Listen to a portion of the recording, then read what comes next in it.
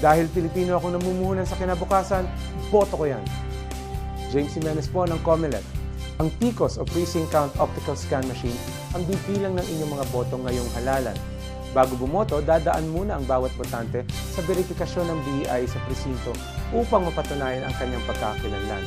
Pagkatapos, bibigyan ka ng balota at marker na gagamitin para i-shade o itiman ang bilog sa tabi ng pangalan ng kandidatong nais mong iboto. I-shade ng buo at huwag gamitan ng anupamang marka ang bilog dahil hindi ito mabibilang ng PCOS machine. Para mas madali ang proseso, magdala ka ng sarili mong listahan o kodigo ng mga kandidatong nais iboto.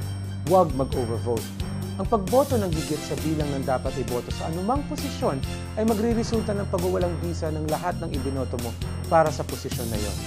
Maging maingat sa paggamit ng balota sapagkat ang bawat botante ay mabibigyan lamang ng isang balota.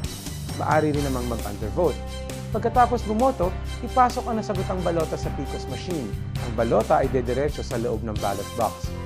Maghintay na tanggapin ng makina ang balota at pagkatapos, bumalik sa BEI para malagyan ng indelible ink ang kuko ng kanang hintuturo. Bago lumabas ng presinto, mag-thumb mark sa espasyong nakalaan sa EDCDL. Simple, mabilis, tapat at eksaktong proseso. Siguradong alaga ang boto mo. Boto ko yan! James Jimenez ng Comelec po para sa Hatol ng Bayan. Matalinong pagboto, malinis na halalan, dahil nasa kamay natin ang pagbabagong inaasam. Boto ko yan! Boto ko para sa bayan!